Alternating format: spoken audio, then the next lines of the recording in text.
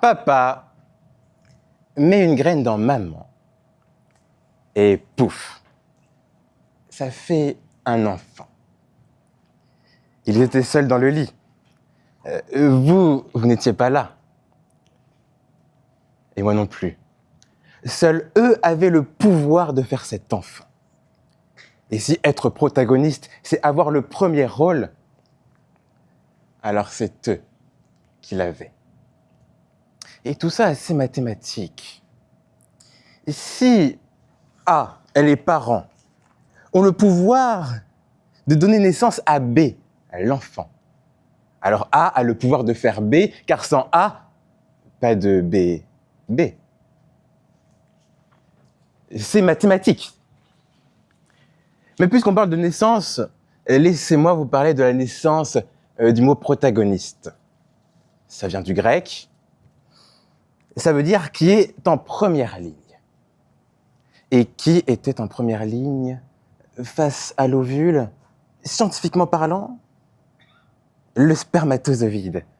Et là, vous me direz, si vous êtes attentif à la question, que comme l'a précisé certains, le sujet est au pluriel. Parce que le spermatozoïde n'était pas seul, non. Il était accompagné et partageait le pouvoir avec l'ovule. Scientifiquement, c'est aussi exact. C'est du 50-50 biologique, c'est du pile ou face génétique, car on ne sait jamais vraiment à quoi va ressembler l'enfant.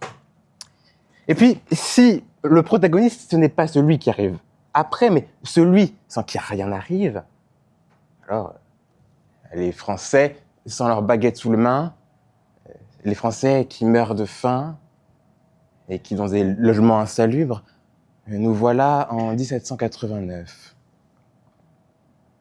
Où le peuple en avait marre d'être soumis à un roi qui concentrait en son rôle de numéro 1 tous les pouvoirs.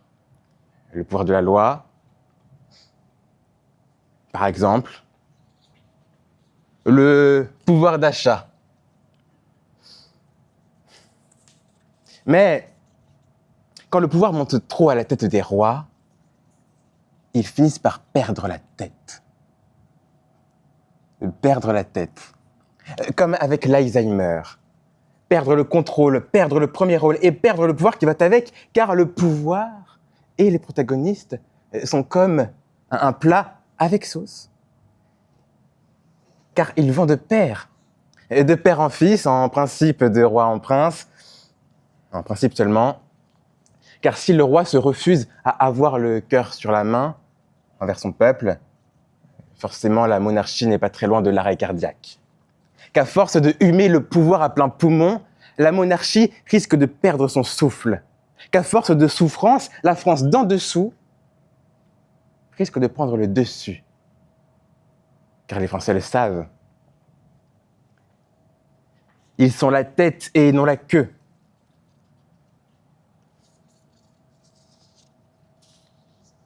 Et il faut être à la tête si on veut agir. Mais la tête, on ne l'a que si on est premier. Mais pour être premier, il faut se battre, car se cache ici l'autre définition d'un protagoniste, qui sont les parties prenantes d'un conflit. Alors, si le peuple était resté assis, comme spectateur, il n'aurait pas pu prendre le pouvoir. Alors ils s'affrontent au devant de la scène, car le pouvoir appartient aux acteurs. Et les acteurs de ce conflit, c'était le roi, vs le peuple, la monarchie, vs la démocratie. Mais si le pouvoir appartient au premier, au protagoniste, rien n'empêche qu'il appartienne aussi au deuxième. Partageons-nous le podium. Ne soyons pas sectaires, le pouvoir est un bien commun. Et quand j'entends certains venir nous affirmer qu'un président n'a pas tous les pouvoirs et que par conséquent, le pouvoir va appartenir au protagoniste, c'est pas clair. C'est absolument pas clair, surtout qu'en théorie, si le pouvoir appartient au protagoniste, sur un État, il y a plein de protagonistes. Pouvoir judiciaire, le Parlement, pouvoir exécutif, pouvoir législatif, le Parlement, le gouvernement. Il n'y a pas que le président. Certains ici ont oublié tout le reste du pouvoir. C'est malheureux. Et nous, le commun des mortels, on a bien des pouvoirs. Celui de voter, de pouvoir s'aimer, se détester, ou de détester ceux pour qui on a voté. Alors, est-ce que les protagonistes détiennent 70%, 30% du pouvoir? Je n'en sais rien. Tout ce que je sais, c'est qu'ils en ont au moins une partie. Et que parfois, tout le pouvoir appartient à un protagoniste, sa définition dernière, qui est d'avoir le premier rôle dans une affaire judiciaire ou meurtrière. Nous voilà en Suisse, il est 1h27 du matin, dans un bar qui prend feu, où la musique continue n'ayant plus que les flammes qui dansent avec cet hymne funéraire, faisant de ce nouvel an un nouvel enfer. Des centaines de blessés, des hurlements, des gens agonisant, une quarantaine de morts, enfermés comme en quarantaine dans ce couloir de la mort, où s'extirper relevait alors d'un véritable exploit. Et quand certains viennent nous affirmer que le pouvoir ne peut pas appartenir aux héros, je trouve cela indigne. Parce que je pense à ces pompiers qui ont bravé les flammes, risqué leur vie pour sauver quelques vies. Parce que je pense à eux. Et pour tous les autres alors? Pour tous les morts? À qui le pouvoir, si ce n'est aux propriétaires?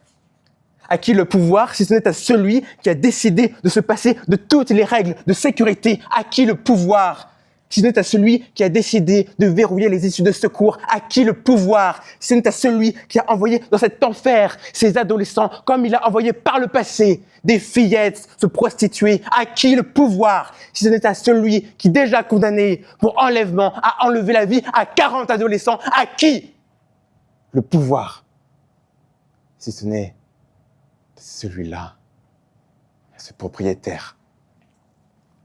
À qui le pouvoir, si ce n'est au premier rôle de cette affaire meurtrière? Car si avoir le pouvoir n'oblige pas à en faire quelque chose, ce propriétaire, lui, a décidé de ne rien en faire, alors qu'il avait le pouvoir d'éviter cet enfer.